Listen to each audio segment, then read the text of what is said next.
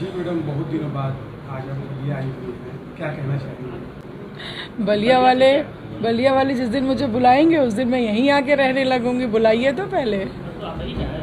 बिल्कुल मेरा ही घर है। मैं देखिए मैं सिर्फ पॉलिटिकल आइडेंटिटी ही नहीं हूँ, मैं एक माँ भी हूँ, मेरे ऊपर 2 बच्चों की जिम्मेदारी भी है और पार्टी की कार्यकर्ता भी हूँ।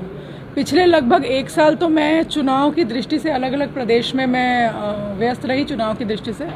उसके बाद अभी 3-4 महीने हुए हैं जब थोड़ा इधर व्यस्तता कम हुई है पार्टी के कामों से, तो 2 बच्चों की माँ भी हूँ, उनके भी जिम्मेदारी का निर्वहन करना पड़ता है। और मेरे बेटे की अभी सर्जरी हुई है, पिछले 1-1.5 महीने अभी हुआ है, तो उस वजह से और भी नहीं निकल पा रही हूँ। लेकिन ये आपका कहना सही है कि बलिया इतने दिनों बाद क्यों आई हूँ।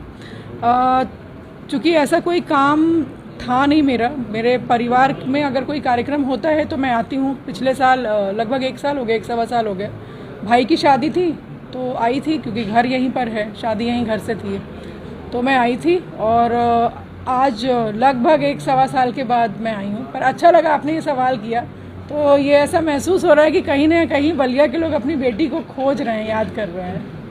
पार्टी की कार्यकर्ता हूँ, मैं भारतीय जनता पार्टी की कार्यकर्ता हूँ और जब तक पार्टी का निर्देश नहीं होगा मैं किसी पर्टिकुलर सीट बलिया या किसी और सीट के विषय में बात नहीं कर रही हूँ। मैं पूरे उत्तर प्रदेश की बात कर रही हूँ कि अगर पार्टी कहेगी कि चुनाव लड़ना है तो लड़ूंगी, पार्टी कहेगी कि नहीं लड़ना है तो नहीं लड़ूंगी। बलिया से पार्टी कहेगी चुनाव लड़ने के लिए तो बिल्कुल लड़ेंगे, चूँकि पार्टी के कार्यकर्ता हैं, कर्मठ कार्यकर्ता हैं, तो पार्टी जो कहेगी वो करेंगे। हर नेता की जो चुनाव लड़कर आता है उसकी इच्छा होती है चुनाव लड़ने की, लेकिन आपने बोला ना कहाँ से चुनाव लड़ने की इच्छा है। जिस पार्टी का हिस्सा मैं हूँ उस पार्टी में निर्देश दिया जाता है कि आपको यहाँ से चुनाव लड़ना है, पूछकर हमारी पार्टी में टिकट नहीं दिया जाता है। किसी भी व्यक्ति विशेष को कि कौन मजबूत है कौन कमज़ोर है, मुझे लगता है कि अगर कोई भी व्यक्ति, अगर आप किसी भी व्यक्ति विशेष के विषय में ये सोच रहे हों कि बीजेपी में इनका चेहरा है, तो मुझे लगता है कि हमारा चेहरा कमल का फूल है, हमारा चेहरा मोदी जी हैं, हमारा चेहरा अमित शाह जी हैं, हमारा चेहरा नड्डा जी हैं, हमारा चेहरा योगी जी हैं, हमारा चेहरा हमारे प्रदेश अध्यक्ष हैं।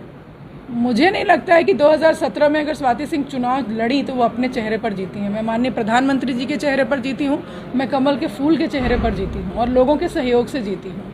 अगर लोगों ने मुझे वोट दिया, मुझे जिताया, तो मैं शायद सदन में बैठने के लायक हुई थी और मैं मंत्री बनी थी।